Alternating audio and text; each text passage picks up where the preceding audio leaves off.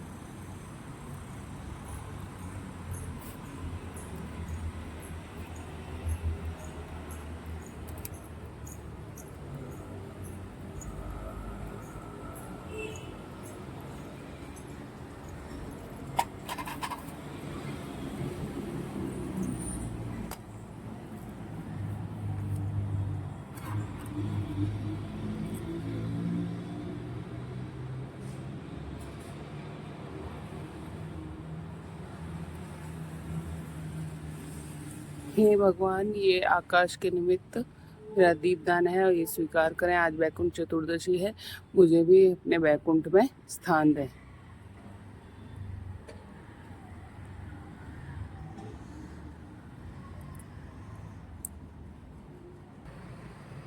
जय हो तुलसी मैया। ओम नमो भगवते वासुदेवाय नमः। ओम नमो भगवते वासुदेवाय नमः। ओम नमो भगवते वासुदेवाय नमः। ओम नमो भगवते वासुदेवाय नमः। ओम नमो भगवते वासुदेवाय नमः। ओम नमो भगवते वासुदेवाय नमः। भगवते वासुदेवाय नमः। ओम नमो भगवते वासुदेवाय नमः। ओम नमो भगवते वासुदेवाय नमः। ओम नमो भगवते वासुदेवाय नमः। ओम नमो भगवते वासुदेवाय नमः। हे तुलसी माता, हे श्री राधा कृष्ण की हो प्यारी, जोत जलाए हम तेरी। राधे राधे, श्री राधे श्री राधे श्री राधे। ओम नमो भगवते वासुदेवाय नमः। ओम नमो भगवते वासुदेवाय नमः। ओम नमो भगवते वासुदेवाय नमः। अब कार्तिक महात्म्य का 31वां अध्याय। भगवान श्री कृष्ण चंद्र जी महाराज ने कहा, पहले उज्जैन में एक महापापी और दुरात्मा धनेश्वर नामक ब्राह्मण रहता था। वह रस, चमड़ा और कंबल आदि का व्यापार करता था। वैश्यागामी था और मदपान आदि बुरे कर्म किया करता था। चूंकि वह दिन रात पाप में रत रहता था, इसलिए उस व्यापार के लिए वह नगर नगर घूमता था। वह एक दिन महिष्मतीपुरी में जा पहुंचा। महिष्मतीपुरी चूंकि राजा महिष ने बसाई थी, इसलिए बस राजा के नाम पर ही विख्यात थी। नगरी के पास ही पाप नाशिनी पुण्यकारिणी भगवती नर्मदा बहती थी। उस नदी के किनारे देश देशांतर से आए हुए यात्री कार्तिक व्रत करने के लिए कुछ दिनों के लिए ठहरा करते थे। उन कार्तिक व्रत करने वाले प्राणियों को वहां ठहरा देखकर वह दुष्ट धनेश्वर भी इधर उधर व्यापार करता हुआ एक मास के लिए वहां ठहर गया। अपने माल को बेचता हुआ वह नर्मदा नदी के तट पर घूमता हुआ ब्राह्मणों को देव पूजा में अक्सर लगा हुआ वह देखता कि कोई तो पुराण पढ़ रहा है और कोई सुन रहा है, कोई भगवत कीर्तन कर रहा है, कोई भजन सुन रहा है, कोई ध्यान में लीन है और कोई तुलसी की माला धारण किए हुए है। बस इसी तरह वह भगवत भक्तों के बीच में रहता और वैष्णवों के दर्शन करता रहा, उनको स्पर्श करता रहा, उनसे वार्तालाप करता रहा और भगवान विष्णु के नाम स्मरण के पुण्य का अर्जित करता रहा। वह कार्तिक के व्रत की उद्यापन विधि तथा जागरण को भी देखता रहा। उसने पूर्णिमा को देखा कि व्रती ब्राह्मणों तथा गौओं को भोजन करवा रहे हैं और उनको दक्षिणा आदि भी दे रहे हैं। उसने नित्य प्रति भगवान शंकर की प्रसन्नता के लिए होती दीपमाला भी देखी। त्रिपुर नामक राक्षस के तीनों पुरों को भगवान शंकर ने इसी तिथि को जलाया था। इसी कारण भगवान शिव के भक्त इस तिथि को दीप उत्सव मनाते हैं। जो मनुष्य मुझ में और भगवान शंकर में अंतर मानता है, उसकी संपूर्ण क्रिया निष्फल हो जाती है। धनेश्वर वहां की पूजा विधि देखता हुआ इधर उधर घूमता रहा कि उसे एक काले सर्प ने काट लिया और वह भूमि पर गिर पड़ा। उसकी यह दशा देखकर वहां के दयालु भक्तों ने उसको चहुओर से घेर लिया और उसके मुंह पर तुलसी दल मिश्रित जल के छींटे देने लगे। और जब उसके पाप प्राण निकले तो यम के दूत उसे बांधकर कोड़ों से मारते हुए यमपुरी ले गए। उसे देखकर चित्रगुप्त ने यम से कहा, इसने बाल्यकाल से लेकर आज तक बुरे काम ही किए हैं। इसके जीवन में पुण्य तो लेश मात्र भी दिखाई नहीं देता। यदि मैं पूरा 1 वर्ष आपको सुनाता रहूं तो भी इसके पापों की सूची समाप्त नहीं होगी।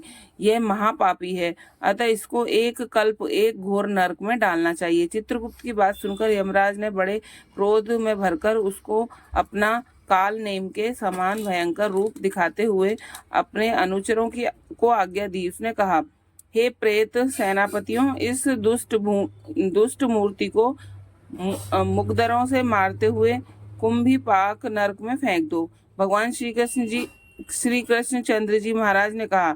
यह सुनकर प्रेत सेनापतियों ने मुकदरों से उसका सिर तोड़ते हुए कुंभीपाक नरक में ले जाकर खौलते हुए तेल की कढ़ाई में छोड़ दिया। प्रेत सेनापतियों ने ज्यों ही उसे तेल की कढ़ाई में फेंका, त्यों ही लपलपाती हुई आग अपने आप ठंडी हुई, जैसे कि प्रहलाद को अग्नि में डालने से वह अग्नि ठंडी हो गई थी। उसी यह विचित्र घटना देख प्रेत सेनापतियों ने यमराज के पास जाकर सारा वृतांत कहा।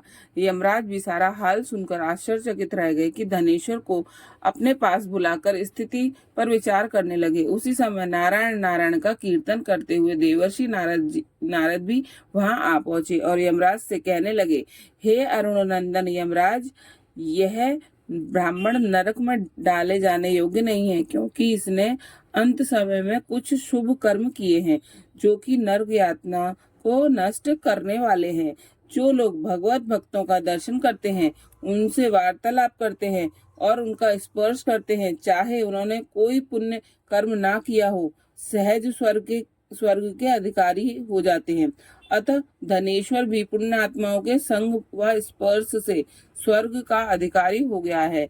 अतः यह पुण्यात्मा है, इसे यक्ष योनि तो दो और केवल इसे पाप भोग करने वाले नरक दिखा दो। भगवान श्री कृष्ण चंद्र जी महाराज ने कहा। जब देवर्षि नारद ऐसा कहकर चले गए तो धनेश्वर को पुण्य आत्मा समझते हुए यमराज ने दूतों को उसे नरक दिखाने की आज्ञा दी। ओम नमो भगवते वासुदेवाय नमः।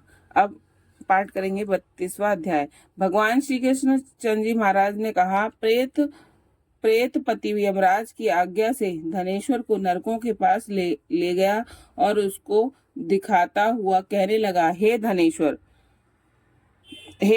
इन भयंकर नरकों को देखो जिनमें कि पापियों को यम के दूत सदा ही दुख देते रहते हैं। यह देखो, यह तप्त वाचुक नामक भयंकर नरक है, जिसमें देह जलने के कारण पापी विलाप कर रहे हैं। भोजन के समय जो प्राणी भूखों को भोजन नहीं देते, वह बार बार नरक में डाले जाते हैं। वह मनुष्य जो गुरु, अग्नि, ब्राह्मण, गौ, वेद और राजा इनको लात मारते हैं, उनके पर भयंकर नरक में जलाए जाते हैं। यह 6 प्रकार के नरक अतिशय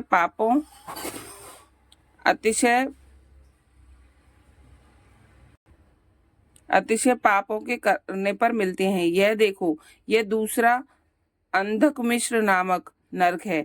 हे ब्राह्मण, सुई की भांति मुख वाले तमोत नामक कीड़े इन पापियों को काट रहे हैं। इस नरक में दूसरों का दिल दुखाने वाले पापी गिराए जाते हैं।